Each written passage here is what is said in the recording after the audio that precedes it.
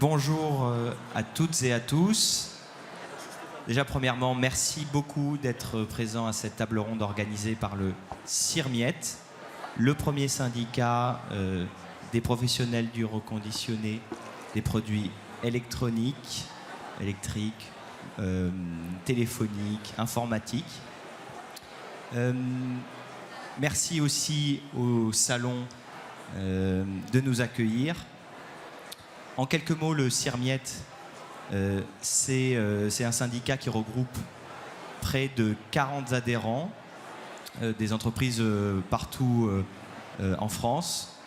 Et aujourd'hui, on a quelques-uns de ces adhérents en intervenant, ainsi qu'un intervenant du secteur public. Le reconditionné des produits électroniques, c'est une filière qui a des atouts, évidemment, parce que c'est avant tout un levier de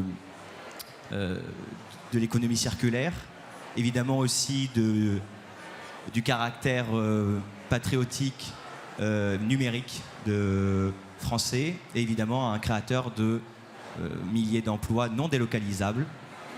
Donc tous ces éléments évidemment très positifs aussi sont balancés par la jeunesse de cette filière et avec toutes les questions qui viennent.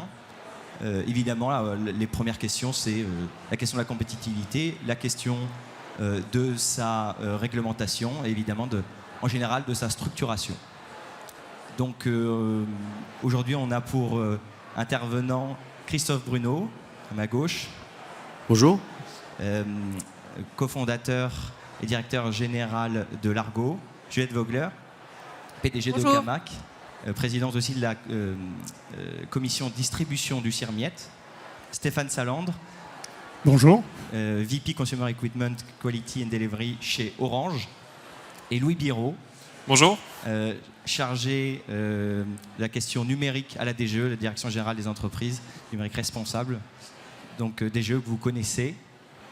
Donc peut-être un tour de table dans un premier temps. Puis après, on va commencer à se poser des questions à travers 3 thèmes. Je t'en prie. Alors, je m'appelle Christophe Bruno, je suis le cofondateur de la société Largo. On est basé à Nantes. On a créé l'entreprise en 2016. On est spécialisé dans le reconditionnement de smartphones. On a un atelier avec 85 personnes. Et on a une distribution omnicanal. On travaille aussi bien pour le retail, les opérateurs, sur le digital ou le B2B. Et Juliette Vogler, donc je suis PDG d'Ocamac, une société spécialisée dans le reconditionnement des ordinateurs Apple, iMac, MacBook, Mac Mini. On traite environ 60 000 Mac par an qu'on commercialise en France et à l'étranger. Et on a un atelier donc, de 130 personnes à Angers. Donc rebonjour, Stéphane Salandre, en charge de la validation et de la qualité des équipements que Orange distribue dans l'ensemble de ses canaux de distribution. Donc. Pourquoi Orange est là? Parce que la distribution de smartphones, c'est un élément essentiel de l'attractivité de nos boutiques et de la fiabilisation de nos clients.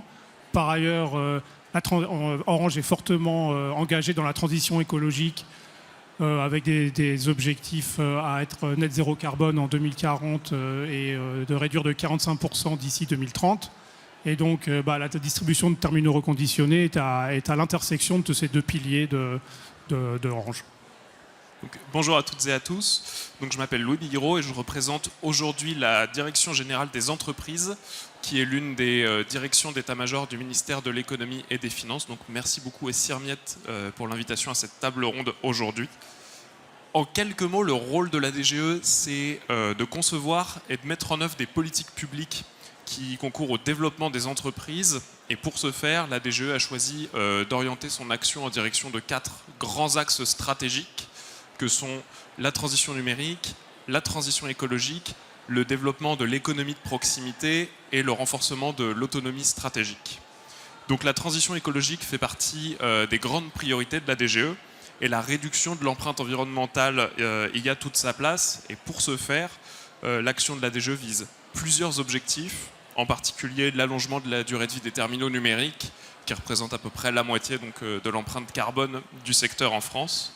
Et l'un des leviers identifiés par la DGE pour allonger cette durée de vie et d'accompagner la filière du réemploi et du reconditionnement via différents leviers sur lesquels J'aurai l'occasion de revenir pendant les différentes thématiques. Mais donc, en un mot, la DGE intervient notamment en matière de financement de l'innovation, de financement et d'appui à un label national unifié sur les produits reconditionnés et participe à l'élaboration de la réglementation européenne et française en matière de numérique responsable. Merci beaucoup. Label unifié qui a un petit peu été un sujet hier pendant la visite de la ministre au salon. Donc merci beaucoup. Première question pour Juliette.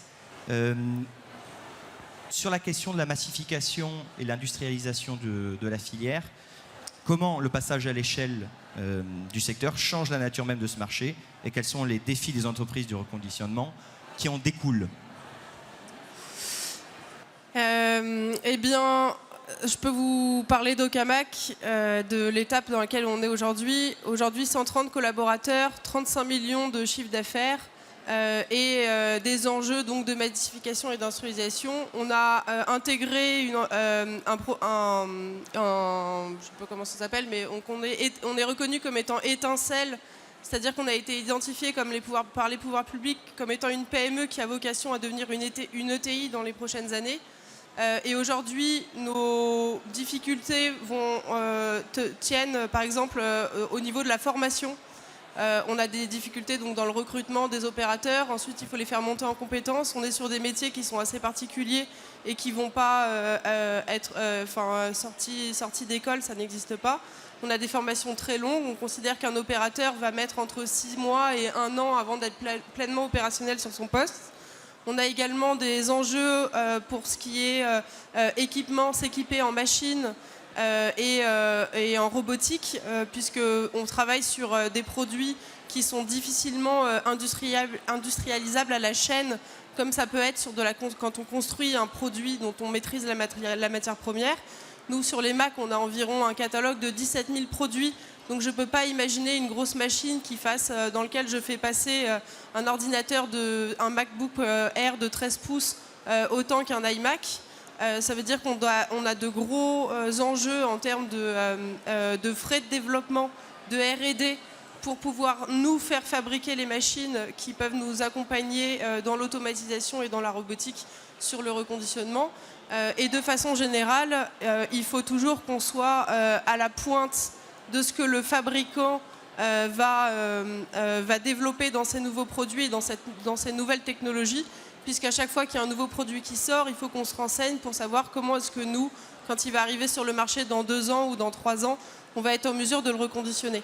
Donc aujourd'hui, on s'intéresse autant au reconditionnement des batteries qu'au reconditionnement des écrans. On s'équipe en salle blanche pour venir réparer les écrans qui vont être poqués, fissurés, avec des pixels morts. C'est-à-dire qu'on touche autant au métier de l'optique qu'au métier du traitement de surface, qu'à de la chimie ou de la batterie. Enfin, on fait énormément de choses, énormément de métiers différents. Ça nécessite en réalité des compétences industrielles multiples. Aujourd'hui, les fabricants, ils vont travailler avec une multitude de sous-traitants qui sont spécialisés dans leur domaine, quand nous, on va devoir internaliser un certain nombre de compétences. Et Hugo le disait au début, c'est une richesse et c'est une opportunité pour la France de se positionner en tant que pays à la pointe sur le reconditionné, parce que c'est une opportunité de réindustrialisation verte des territoires qui est portée à tous les niveaux depuis plusieurs années. Mais c'est ce que le secteur essaye de faire porter avec toutes les contraintes qu'on connaît aujourd'hui sur le secteur. Oui, merci. Et peut-être Christophe, là-dessus aussi. Alors nous, on a deux sujets majeurs. Le premier, c'est comment on passe de traitement unitaire de produits à plusieurs milliers de produits. Parce que la seconde main aujourd'hui, c'est un produit est différent, chaque produit est différent. Ce qui est complètement différent de l'économie linéaire, où vous fabriquez toujours le même produit avec le même niveau de marge. Là, on va chercher des produits avec différents états cosmétiques, différents produits cassés, etc. Et donc, l'objectif, c'est de pouvoir traiter un maximum de produits, enfin de transformer un petit atelier en industrie. Et donc, nous, on a aujourd'hui, on a vendu l'année dernière 150 000 smartphones. Donc, ça fait un peu de boulot. Mais on a, pour ça, développé pas mal d'outils de business intelligence en fait, qui traite aussi bien le produit à l'achat que pendant ses opérations et à la vente. Donc en fait, on va savoir si le produit, on l'a bien acheté, si on doit le réparer ou pas, ou le trader, et si on doit le vendre dans tel ou tel canal de vente. Donc ça, c'est toute l'intelligence qu'on est en train de mettre autour de notre industrie. Donc ces modèles d'intelligence artificielle pour nous permettre de choisir l'orientation des produits. Ça nous permet de passer à l'échelle et de faire beaucoup de volume. Et le deuxième point, c'est la partie qualité. Donc nous, on s'est constitué on a plusieurs organes de qualité à l'intérieur de l'entreprise. Que ce soit une commission technique qui fait du R&D, effectivement, pour améliorer la qualité des produits pour nos partenaires. Là, en ce moment, on travaille énormément sur la partie batterie, gestion des charges, etc. Et puis, on a une commission qualité qui, elle, est beaucoup plus large, qui englobe la commission technique et qui nous permet, en fait, de faire des stats et de suivre la qualité de nos produits au jour le jour. Et c'est un département à part entière. Donc les 2 points pour la transformation, le passage à l'échelle, c'est vraiment comment je crée des modèles qui me permettent d'aller plus vite dans mes opérations et optimiser mes marges. Et puis le deuxième point, c'est la qualité des produits que j'offre à mes partenaires. Merci beaucoup, Christophe.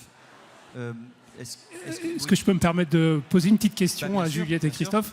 Moi, dans ma vision, dans le processus industriel, il y avait 2 grosses parties. La partie, on va dire, contrôle des produits quand vous les sourcez, c'est-à-dire, et donc savoir dans quel état ils sont, quelles sont les parties qui fonctionnent correctement et quelles sont les parties qu'il faut retoucher, qui là, dans ma compréhension jusqu'à présent, dans notre compréhension Orange, pouvait donner lieu quand même à une automatisation assez poussée, peut-être pas complète, mais assez poussée. A contrario, la réparation, elle, comme tu en parlais, on imagine que c'est beaucoup plus difficile à automatiser et requiert des expertises et des compétences qu'il faut former, fidéliser. Donc est-ce que c'est bien la vision que vous avez ? Oui, en fait, c'est une industrie, de toute façon, c'est une industrie qui est peu automatisable, même dans le neuf. Ils sont assemblés dans des pays asiatiques et tout est fait à la main, il y a beaucoup de choses à la main. Et donc on a des vrais enjeux effectivement de formation de nos techniciens. Nous, on a un programme avec Pôle emploi, enfin France Travail, où en fait on a des sessions d'AFPR où on va venir former pendant 3-4 mois des collaborateurs soit en réinsertion, soit en réorientation. Et en fait, on vient venir s'attacher plutôt à la méthodologie et à l'organisation du candidat plutôt qu'à ses réelles compétences. Mais il y a un travail à faire avec l'État sur des plans de formation qualifiantes. Ça, c'est un vrai sujet. Sur ces nouveaux métiers, hein, pas que pour la partie téléphonie, mais quand je pense à des gens comme Murphy ou qui sont dans l'électroménager, ou Underdog qu'on a à Nantes qui fait de l'électroménager, c'est des vrais enjeux. Ouais. Et si je peux rajouter quelque chose sur la partie diagnostic du produit et contrôle, parce qu'effectivement c'est la première partie de notre métier. Là on arrive à aller assez loin dans l'automatisation. On a des softs qui viennent interroger la machine et qui viennent vérifier si l'audio, le visuel, etc. fonctionnent. Ce qui est plus compliqué, c'est d'automatiser le grading esthétique. D'abord parce que sur le grading esthétique, il n'y a pas de consensus et il n'y a pas eu d'accord entre les différents acteurs de la filière pour dire ce qui était un grade A, ce qu'est un grade B, ce qu'est un grade C, etc. Et ça peut poser des problèmes. Ça peut poser des problèmes en réassurance vis-à-vis des clients, qu'il s'agisse de gros clients comme Orange ou de clients particuliers, puisque un même intitulé pour un grade ne va pas représenter la même chose en fonction de l'endroit, de la personne qui le commercialise.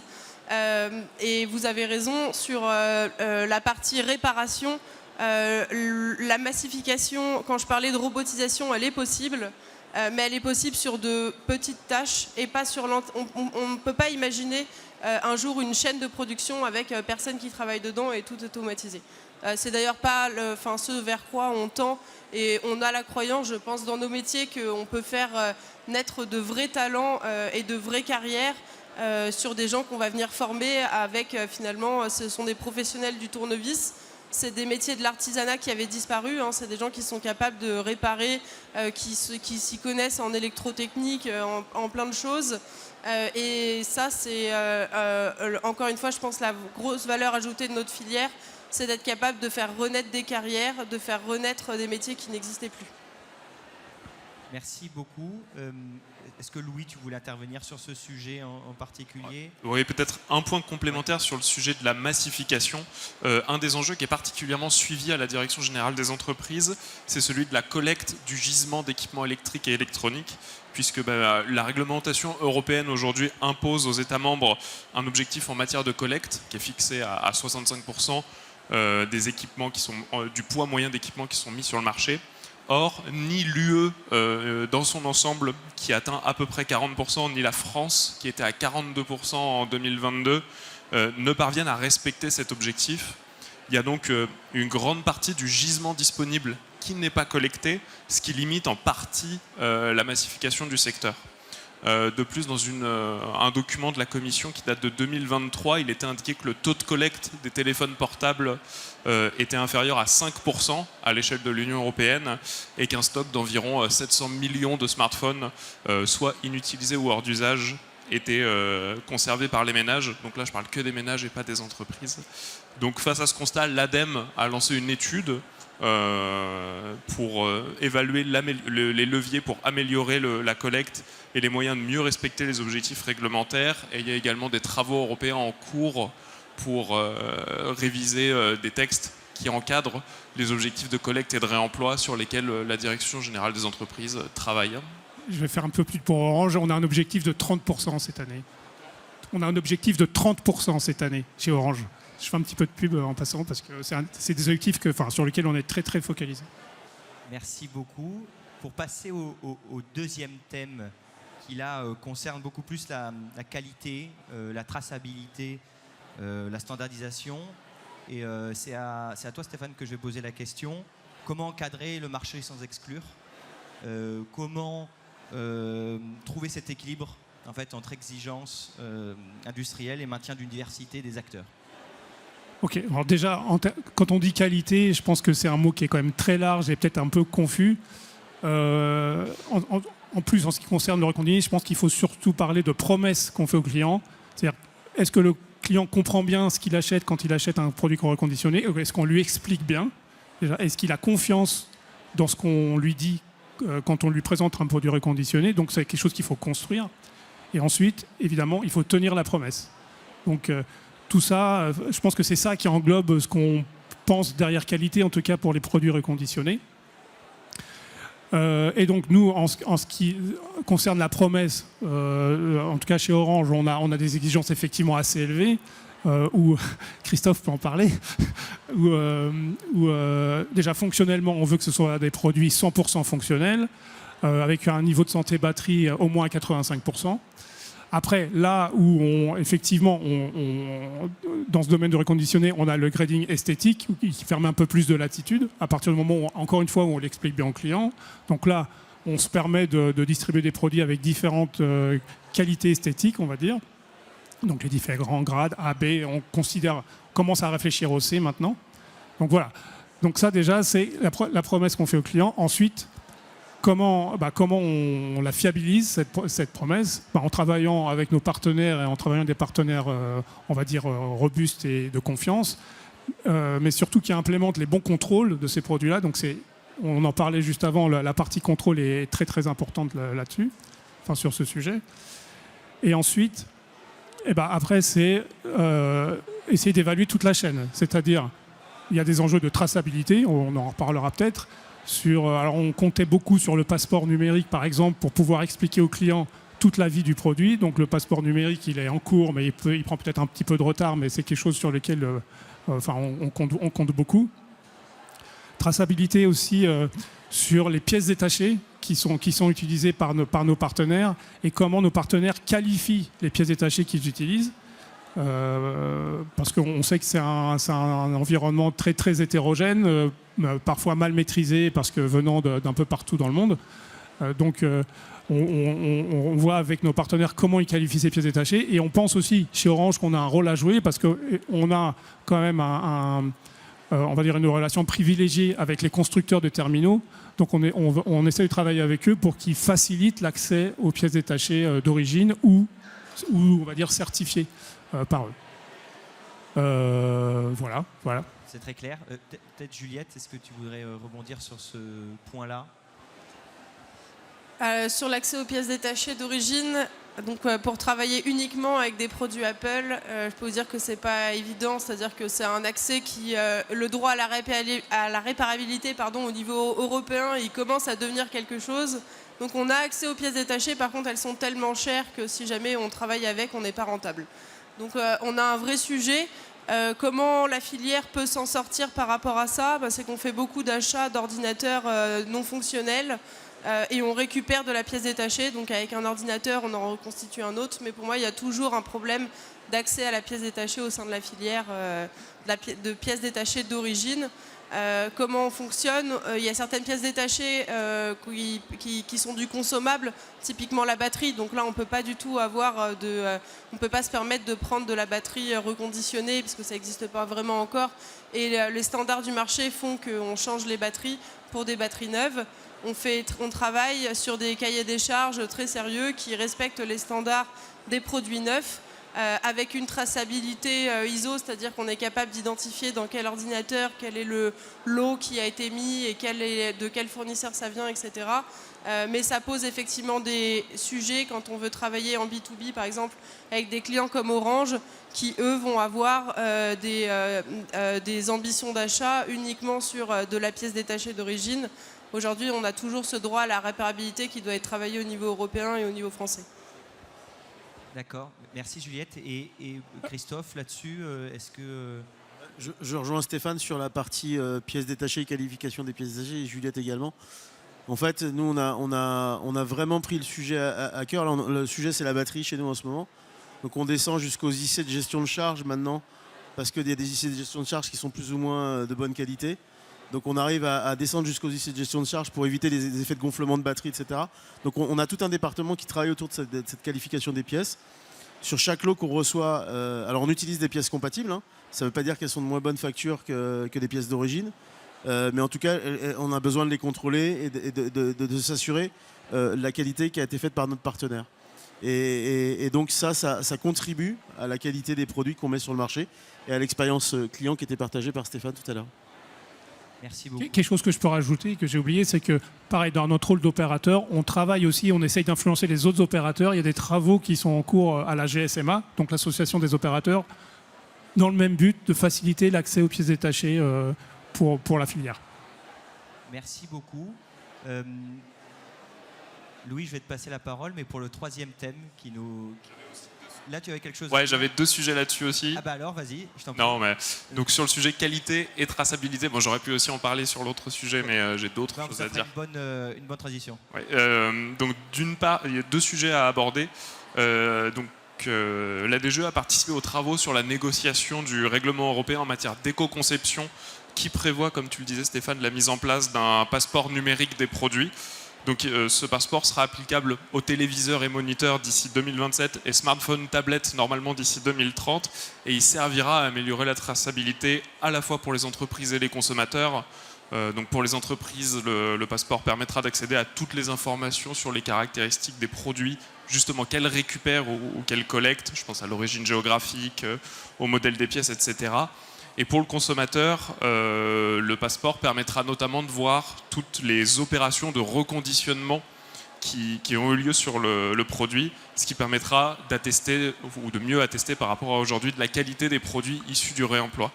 Et enfin, tu le disais tout à l'heure en début de table ronde, la DGE soutient le déploiement d'un label national unifié sur les smartphones, les tablettes et les ordinateurs. Et donc plusieurs éléments ont conduit la DGE à vouloir s'investir sur ce sujet.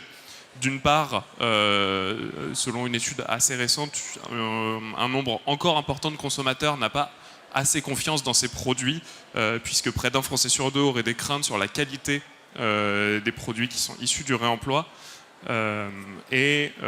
Second sujet, la définition juridique du reconditionné qui a été établie en 2022 reste encore aujourd'hui assez généraliste et ne permet pas à elle seule d'établir un standard de qualité pour les produits issus du reconditionnement. Donc c'est pourquoi la DGE a lancé des travaux pour créer un dispositif unique permettant d'informer les consommateurs sur la bonne qualité de la remise en état des terminaux, à la fois sur les phases de test et de réparation. Et ce dispositif a aussi vocation à informer les consommateurs sur le respect de la réglementation européenne et française, qu'elle soit fiscale, sociale ou en matière de gestion des déchets. Et c'est une des actions qui est menée par la DGE sur ces enjeux de qualité et de traçabilité. Je vais rester avec toi, Louis, là, sur ce troisième thème. Tout à l'heure, on parlait de structuration de la filière. Et en fait, c'est tout l'enjeu, la question de la réglementation, la question de comment l'État peut intervenir, comment il peut se présenter comme un véritable partenaire avec toutes ces nouvelles entreprises qui ont besoin de lisibilité sur ce marché. Donc toi, comment vous lisez ça à Bercy et comment vous le mettez en place ? Merci beaucoup. Donc, d'abord, évidemment, le label est un outil qui a vocation à permettre d'aider la filière à se structurer, mais donc il y a différents outils qui sont mobilisés, pas seulement par la DGE d'ailleurs, mais par le gouvernement et l'ensemble des pouvoirs publics de manière plus générale. Et donc, je voudrais en citer 3. D'abord, le premier outil qu'on pourrait citer, c'est celui du financement de l'innovation, notamment via des appels à projets dédiés. Le gouvernement a mis en place en 2023 l'appel à projet Econum, qui vise à favoriser l'innovation pour développer l'économie circulaire dans le secteur numérique. Et étaient éligibles tous les projets innovants qui s'inscrivaient dans le cadre de l'éco-conception, de la sobriété ou de l'allongement de la durée de vie des terminaux numériques, notamment via le reconditionnement. Donc la première vague de cet appel à projet a permis de financer 4 lauréats, dont 3 étaient spécialisés sur le reconditionnement de terminaux numériques. Okama, qui était d'ailleurs l'un des 4 lauréats. Et pour citer qu'un exemple, Emmaüs Connect a été accompagné pour permettre le passage à l'échelle et le renforcement de la capacité des acteurs de l'ESS en matière de reconditionnement.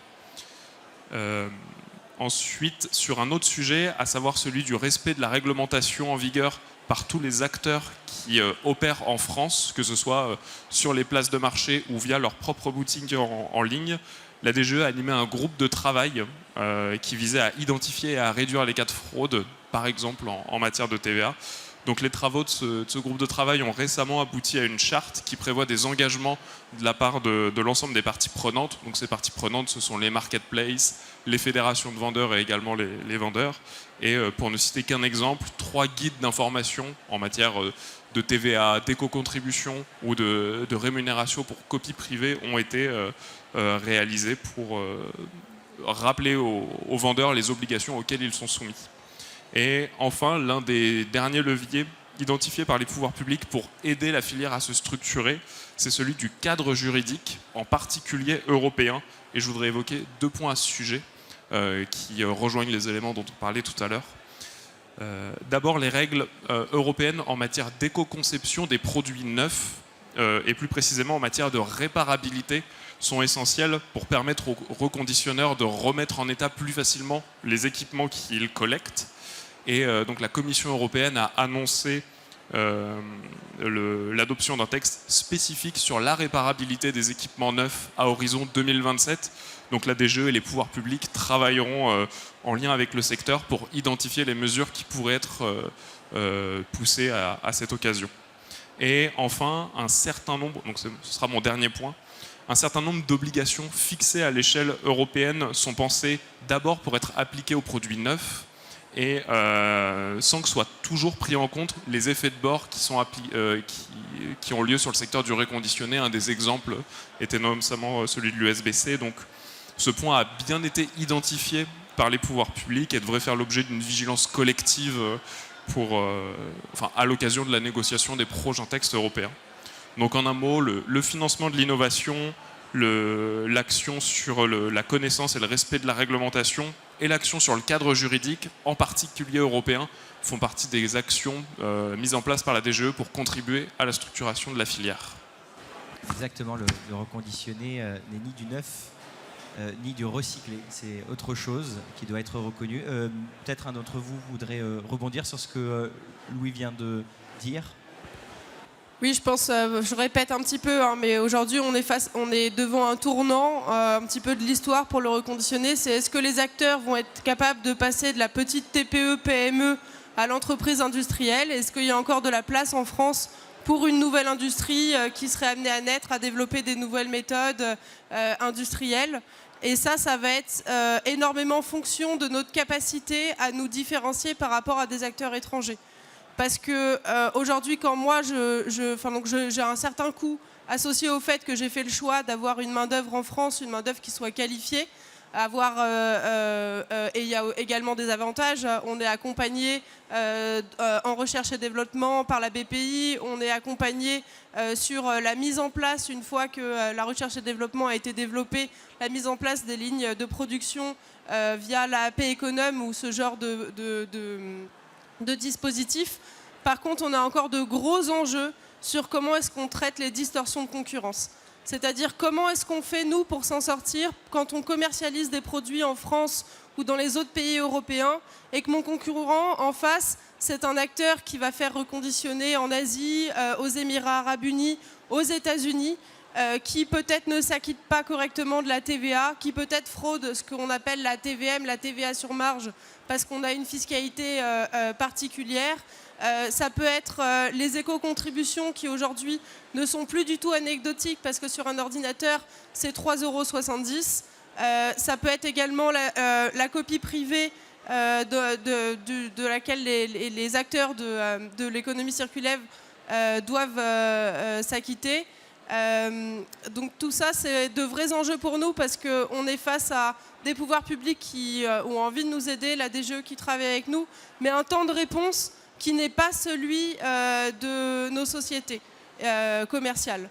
Nous, on est rentable, mais on a besoin de continuer à être rentable et tout de suite. Et donc très rapidement, il va falloir que la filière s'organise pour mettre en place des choses qui nous permettent de contrôler les freeriders et de plus faire face à toutes ces distorsions de concurrence qu'on a sur notre marché. Merci Juliette. Christophe, peut-être sur ces questions. Juliette a bien exprimé les problématiques, Louis également. En fait, juste une chose, c'est que sur la partie légale européenne, effectivement, on met le reconditionné un peu, on essaie de pousser le reconditionné dans les textes du neuf, et ça c'est extrêmement compliqué. C'est pas bon pour le business parce que y a des acteurs européens qui demandent des réglementations européennes particulières. Et nous, on ne peut pas s'y conformer parce qu'on ne peut pas se substituer à un constructeur. Par exemple, sur des données, je parle de l'écolabel, par exemple, l'étiquette énergétique qui va arriver dans très peu de temps. Aujourd'hui, un reconditionneur, il peut pas, comme il ne peut pas graver le logo CE sur le téléphone, il ne peut pas se substituer aux données qui devraient être communiquées par un constructeur. Donc, toute cette législation, ça freine un peu le business. Ça stresse les donneurs d'ordre. Et donc ça met des freins. Donc il faut qu'on arrive à trouver une cohabitation entre le neuf et le reconditionné, en tout cas l'économie circulaire, si on veut qu'elle se développe en Europe. Oui, et une discussion, et c'est pour ça que la table ronde existe aussi.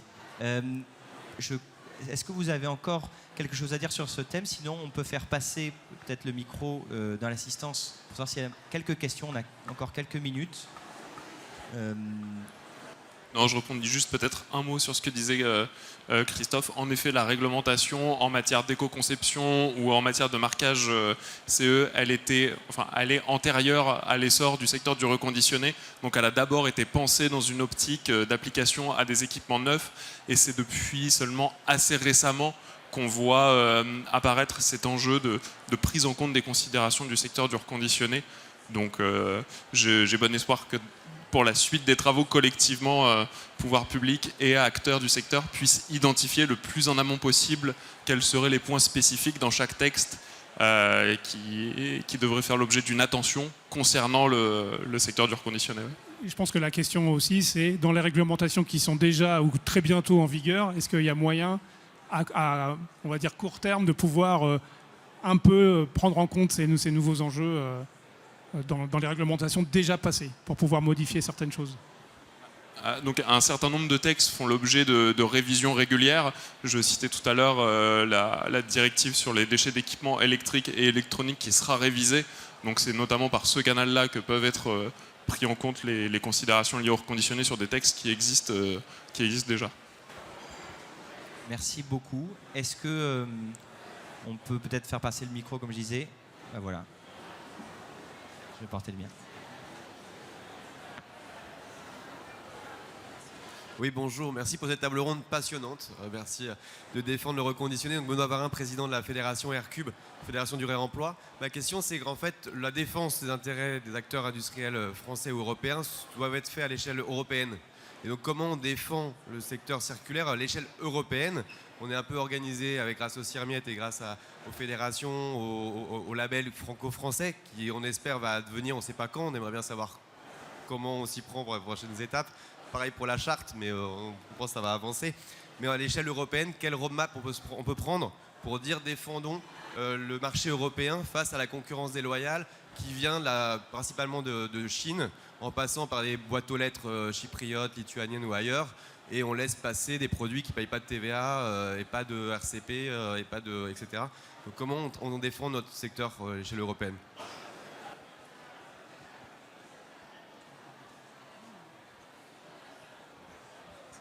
Oui, non, donc en un mot, enfin, il y a évidemment des actions qui sont menées dans des groupes de travail à l'échelle européenne par chaque administration, que ce soit en matière fiscale et d'autres thématiques. Mais donc c'est des travaux qui ont lieu sur le long cours. Pour ce qui est des travaux de la DGE, nos travaux sur la charte sont une première étape, mais il y a bien évidemment d'autres actions qui devront suivre. Et concernant la TVA, les travaux sont menés à l'échelle européenne pour réviser ce qu'on appelle les paquets TVA et donc mieux lutter contre la fraude en la matière. Ouais, je peux aussi noter qu'au niveau européen, Orange est aussi actif. Hein. Il y a des travaux qui sont menés dans le cadre du New Legislative Framework, donc là où on est partie prenante également. Donc on a aussi, nous, des actions au niveau européen. On a un bureau à Bruxelles qui nous permet d'interagir avec les instances européennes. Merci. Oui, Julie. Oui, et le CIRMIET également a un lobbying européen, donc peut nous rejoindre pour discuter de ces sujets-là avec plaisir. Tout à fait. Est-ce qu'il y a une autre question